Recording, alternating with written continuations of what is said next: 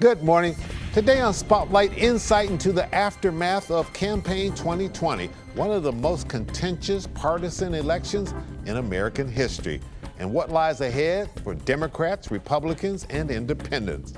My guest, the Dean of Michigan Governors and the Great Lakes State Democratic Party, James J. Blanchard, former U.S. Ambassador to Canada, two-term Chief Executive of the state of Michigan, former U.S. Congressman from Oakland County, and now a partner in a high-powered Washington, D.C. corporate law firm.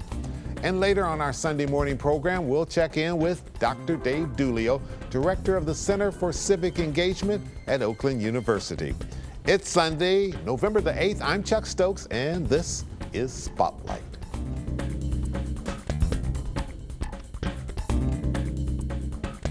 As we record this interview on Friday morning for airing on Sunday, things look very good for the former vice president. What's your reading if the recounts go okay and the legal challenges, Democrats can overcome anything regarding that? Yeah, I'm not worried about legal challenges because what I hear is most of them are just frivolous thoughts, maybe even press releases that are not serious legal challenges. I'm really happy. I've known Joe for 46 years. I think he'll be a wonderful president. I must say I've never been more worried about our country these last few years. In my life, never worried as much about our country in my life. And I've lived through Watergate and Vietnam, everything. So why are you so worried, Governor? The tone, the authoritarian nature of the president, who's really seems to revel in trying to act like a tyrant, belittling people who are different, and getting people who feel they have had no representation all fired up and chanting slogans, lock her up, lock this up, lock that up, fire Tony Fauci. I think the tone, the lack of civility and integrity has really bothered me. And we used to think this only happened in other countries. So I really just defying all of our institutions and habitually lying. I mean, you know, I know their voters are watching who are Trump people, and there are reasons why some of the good people I know voted for Trump, but it's a terrible example for our children, for our democracy. So I believe with Joe Biden, we can restore a sense of decency, civility, the rule of law, and have a president who doesn't try to act like a know-it-all tyrant. Joe is such a good man, authentic. This is really important, not just to Michigan and to America, but the world. I just finished a segment with a bunch of young leaders from Germany.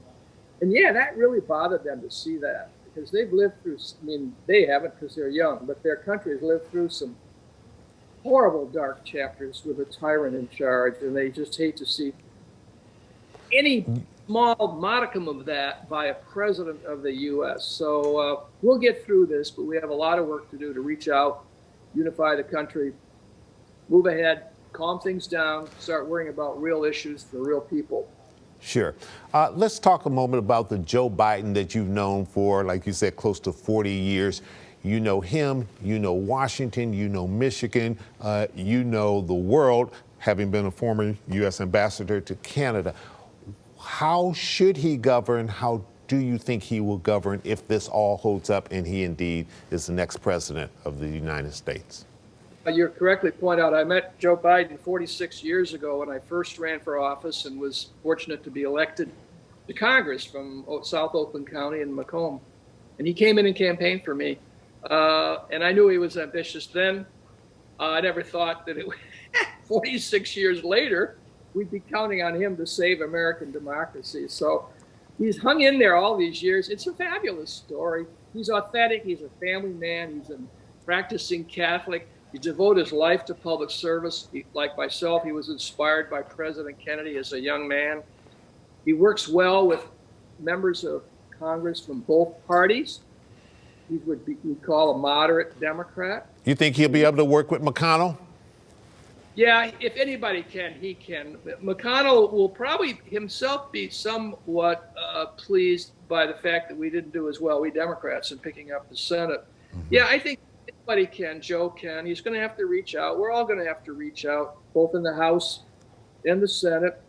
He believes in the institutions of our government, the rule of law, civility, bipartisanship. He certainly believes that bipartisan is the strongest foreign policy we can have. He's going to reach out to the world and reach out to everyone, including members, Republicans. He said that. He believes it. So it's a big job, but he'll do it. He can do it. Could this be a blessing in disguise for Joe Biden and Kamala Harris? The fact that there wasn't a blue wave, that sort of holds off the liberal wing of the Democratic Party, the Bernie Sanders, the Elizabeth Warrens, the AOC, from them saying, you got to do this, you got to do this, you got to do this, because he can now legitimately and go back and say, look, I just barely got in myself, and if you want to blow up the whole store, then we can try some of these things. Or should they go for things that Democrats and Republicans both feel they can work together on, perhaps infrastructure? Well, there's no question. I think you're correct. I would say this. Joe is a moderate liberal, but he's not, what we call far left of center. And so you're correct. He's going to have to work with the moderate wing of the Republican Party to the extent we have it, and moderate Democrats, without a doubt. And it's going to be a real practical balancing act, which he can do. I know a lot of Republicans, voted for Joe, but then they voted for Republicans for Congress. So they like a balanced approach. And, especially out where we live in Oakland County, huge number of Republicans voted for Joe in the primary because they wanted a choice other than Bernie Sanders and Donald Trump. And they turned right around and voted, in many respects, for Republicans for other offices. And you can see that all around the state. He's been through so much, and it's the kind of person you trust with power and you like. And you don't know anybody that's worked with him in the Senate that didn't really like him as a person. All right, I'm going to take a quick little break here, pause for the cause. Don't go away. We'll be right back with more from former Michigan Governor James Blanchard.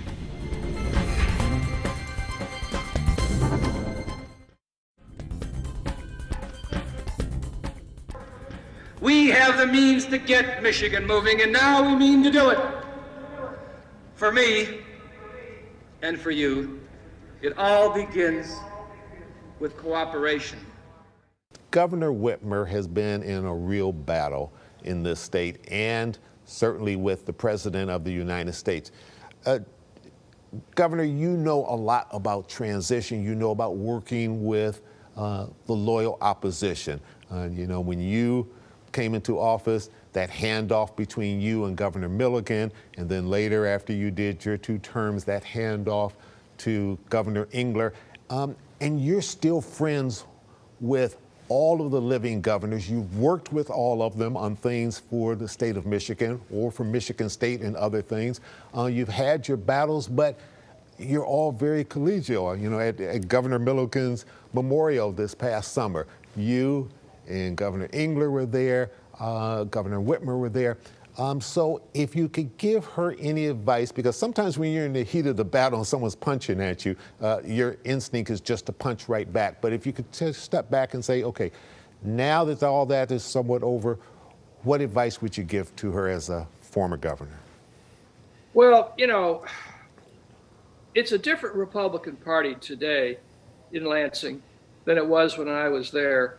It was moving to the right, but it's different now.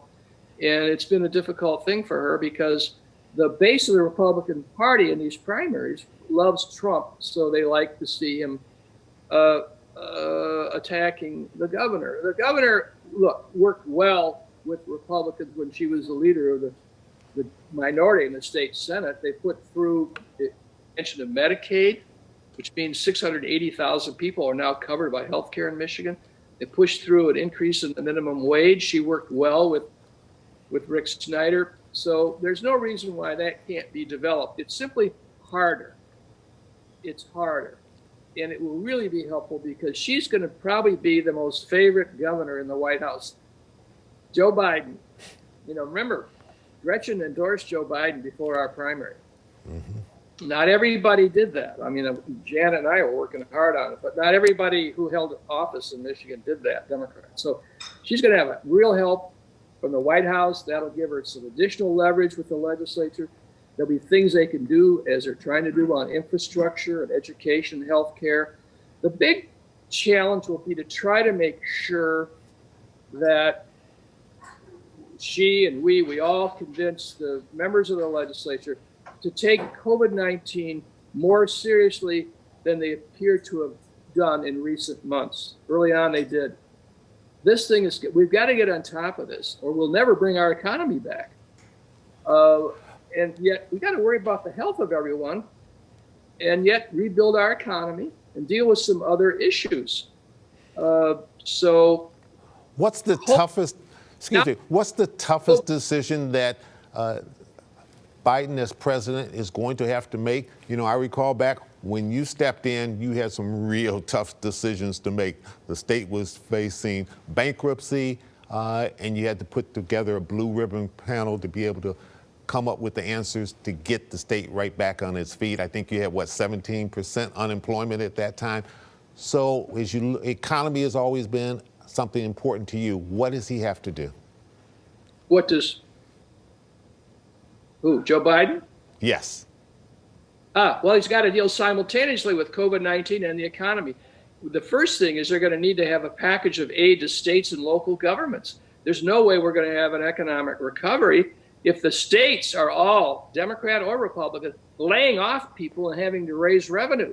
Because of COVID-19, there isn't just the increase in healthcare costs. There's a drop in sales tax revenue, income tax revenue, business tax revenue, gas tax revenue. So every state's going to need some form of assistance, or they're going to be laying off people right in the middle of what is already a recession. It needs to be a major infrastructure program. I think Democrats and Republicans can agree on that. That helps put people to work and really begins to build long overdue and repair long overdue and build long overdue roads, bridges, hospitals, parks, internet connections. So those are two big areas that can get things moving that I think Republicans as well as Democrats will support. He needs to lead out with those as well as preserving and expanding health care for our people. All right, we need to take another quick break. We'll come right back with some more questions. Stay with us.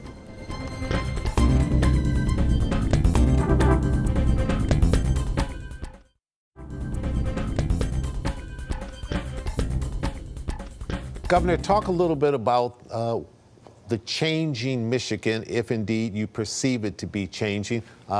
Look at Oakland County today, look at Kent County, and I think you had some victories just within your own family in this past election as well, correct?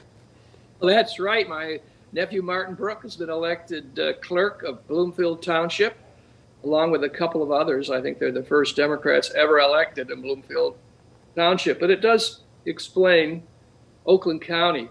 Way back when, I was the first Democrat to carry Oakland County for governor, and it wasn't by a lot of votes. Now, Oakland County is becoming reliably Democratic. For Joe Biden, I think he carried the county by almost 15 points, up from 8 of Hillary. So it's really incredible. So that speaks to the suburban voters. Now, Joe did not carry Macomb, but he was competitive enough. And of course, the Wayne County suburbs from Detroit, he did well. And of course, Detroit came in nicely as well. Then around the state, the university districts everywhere, Lansing, Ann Arbor, Kalamazoo, are coming in really strong for the Democrats. On the other hand, there are areas that are more blue collar. Saginaw, Joe Biden only won narrowly. He lost Bay County. The rural areas have become more and more Republican, and they really turned out in huge numbers for Donald Trump. Those rallies he had, the 4 or 5 at the end, really jumped the turnout so that Mr. Biden, Joe Biden, my friend, only won Michigan probably by about 2.5 to 3 points rather than 5. Then you pointed out Kent County, that's the Grand Rapids area, is now, Joe Biden carried Kent County. That area is becoming increasingly Democratic.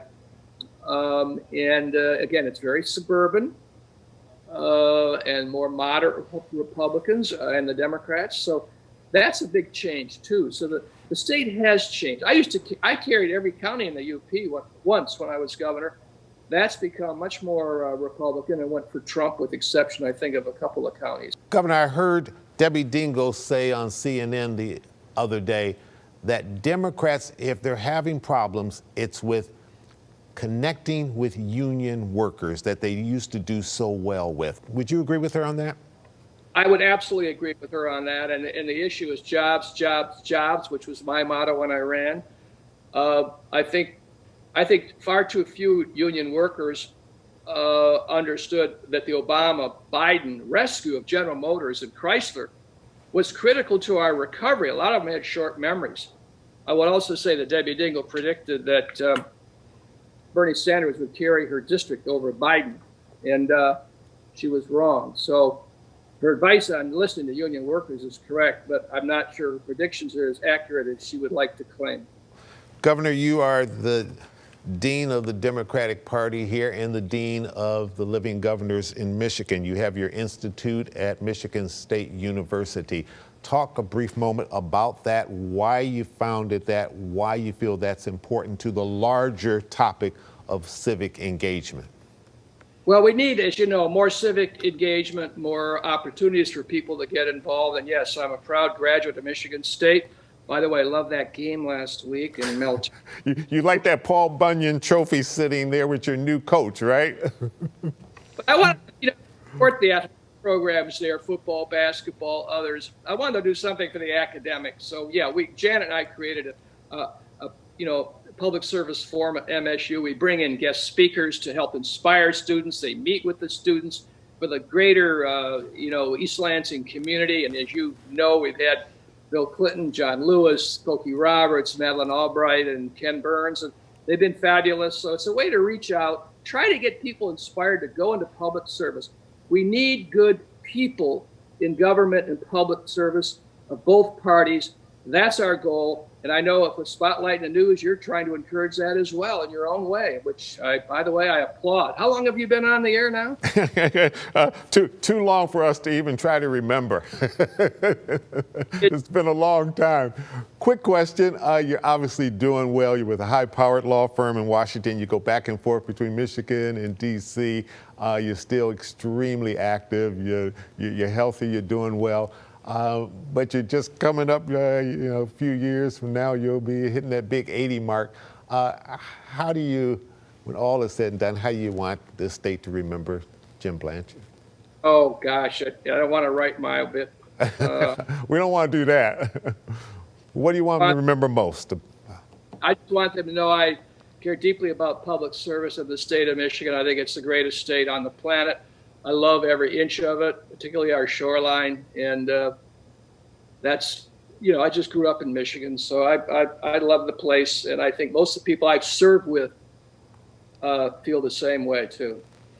Governor, thanks so much for taking time to be with us today on Spotlight. We will stay in touch and give your best to Janet, your wife, and Jay, your son, and the entire family, and stay safe. Well, same to you, and say hi to Trudy. Will do. And when Spotlight returns, we'll check in with Professor Dave Dulio at Oakland University, the director of their Center for Civic Engagement. We'll be right back.